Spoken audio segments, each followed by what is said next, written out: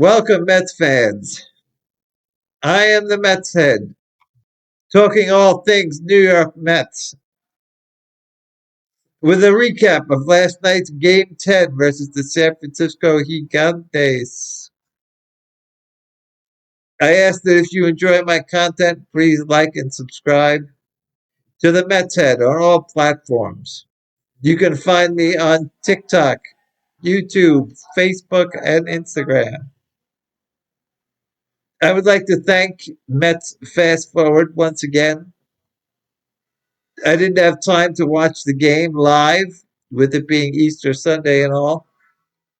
If you don't know about Mets Fast Forward, they show the highlights of the game in an hour. So they only have 1 hour to cram in everything that's in the game. So when they start Mets Fast Forward with a pre-game interview, there's got to be not as much baseball to watch. Steve Gelbs interviewed Clay Holmes to start Mets Fast Forward. I was like, oh, I guess there's not going to be a lot of action to see. They announced the lineups, and just like I thought, Brett Beatty got hurt last night,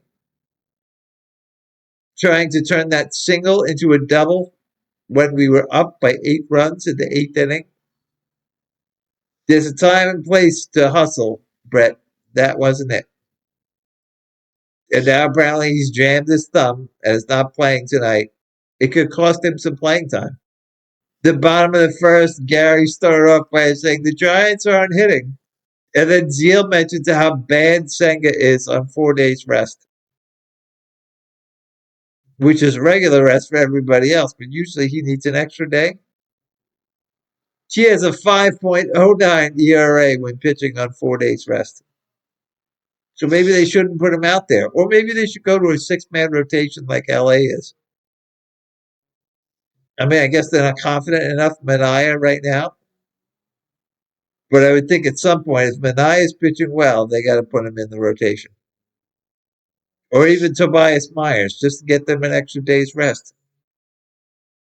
It's better to make sure they pitch the whole year than pitch a few good games. Immediately, Senga had trouble with the first batter, and Alvarez had to challenge a ball that was overturned to be a strike. And that may have changed the whole inning. Then he got a rise to ground out, but then he walked Chapman. I'm like, geez, to face Devers? And he struck him out, and Devers slammed his helmet into the ground because he's so frustrated. Top of the second, Robert and Young got back-to-back singles. And Swaggy V, Mark Vientos, with an RBI single to left center field. And we took the lead 1-0. Fast forward to the bottom of the sixth. I'm like, oh, Senga's still in. He definitely lowered his ERA below 5 on regular rest. He pitched 5 scoreless innings up until that point with 2 hits and 2 walks. And then Patrick Bailey gets a bloop to bring up a normally dangerous 1-5. He gets Adames to fly out,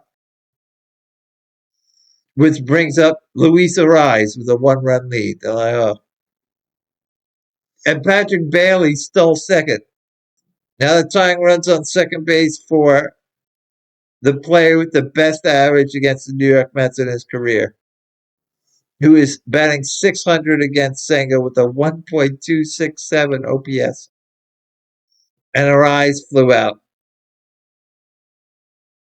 But we weren't out of the woods yet, because up came Matt Chapman, who was batting .750 against Senga with 2 home runs and 1,000 OPS. And on a good pitch that was down and away in the strike zone, Chapman doubles to left. Even Todd Zeal said it was good hitting by Chapman. And crap, up comes Rafael Devers again with the runner in scoring position. Devers, who was 1 for 9 against Senga, which may be a good thing, and he got jammed hitting it out And on pitch 88, Devers hit it to number 88, Luis Robert in center field, who is playing deep, and he dives and misses it. I bet you Tyrone Taylor would have had it. An unfortunate hit versus Senga, and the Giants take the lead.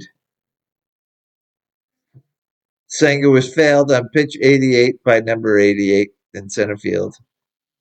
Then they brought in Brazaban, who retired the signs. Senga pitched 5 2/3, gave up 2 runs. On 5 hits, 2 walks, with 7 strikeouts,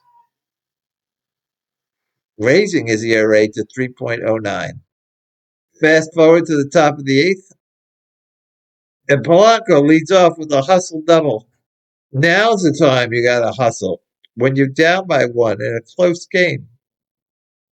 Not like Brett Beatty when you're up by 8 runs in the 8th inning. Polanco needed to be taken out for a pinch runner right away. I hope that didn't hurt him. If the guy's going to play and if he has to hustle, he's going to be out for a few games. Maybe you shouldn't play him for a few games. But either way, Polanco went 2 for 4. Is now batting 188 with an under 600 OPS. With Taylor on second, Robert gets a base hit, pushing the tying run to third. Taylor needed to hold up.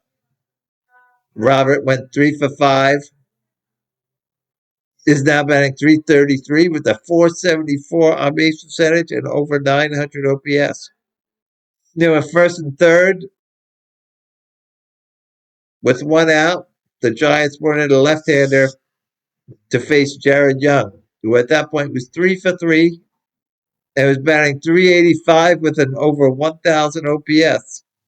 And Mendoza brings in Torrens to pinch hit, which is very interesting to bring in your backup catcher to pinch hit. So at first and third with 1 out, and Torrens up at the plate. Robert tries to steal. That's a terrible time to try to steal. To make the second out, that kills your chance to get a sacrifice fly or to ground out to tie up the game. Could have killed the entire inning. And Bailey is a great catcher. Luckily, Robert was safe at second. And with second and third now with 1 out, Torrens doubles to right. Clutch hitter. He was reaching out, trying to go to the opposite field to make sure that he got an RBI. Fundies, as Hernandez would say. Unfortunately, Torrens doesn't get hits consistently as a starter. But he now has a career 352 average as a pinch hitter compared to his 233 career average. So now Torrens is on second with 1 out. Vientos hits a hard ball down third base side. Chapman grabs it on the line, throws to first, and it gets away from Devers. Devers really should have had it, I think. I don't think that was Chapman's fault. And Vientos gets another RBI. He went 2 for 4. It is now batting 476 with an over 1,200 OPS. Why he is batting 6th, I have no idea. And then Semien follows up with a double scoring Vientos. I know I've been saying you need to bench him for some rest, but don't bench him until he cools off.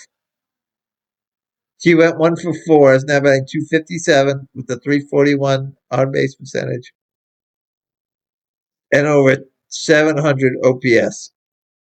But I have to say, commend Mendoza. It was a great time to pinch hit with Torrens. And then he did a terrific double switch, removing Alvarez, who made the last out, and putting Torrens in a catcher, and then putting Taylor in left field. Our relievers did well. Brassman pitched a scoreless 1 1/3 innings, followed by a flawless 8th by Weaver, and then they brought in Devin Williams to close. And he gives up a leadoff single to Chapman. Joe Chapman on base and Rafael Devers with 35 home runs last year. Chapman gets caught trying to steal second, gunned down by Torrens. What was he thinking? You're down by 3 runs and you're stealing with one of the best hitters up at the plate? Darris then grounded out the second. The Giants are not hitting well this series. Then Ramos got a base hit, and then he struck out Lee for his second save as a New York Met. The Giants are not hitting right now. 7 out of their 9 batters are batting under 240. Patrick Bailey's batting 111. Bader's batting 118. And you know he's a Met killer, and he was very quiet this series. Home Lee's batting 152. Adames 184.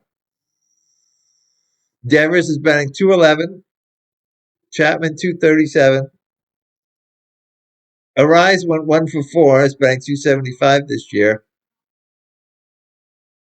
But his career against the Mets, he's batting 368, 427 on base percentage, and a 922 OPS. I believe we took 3 out of 4 from the Giants.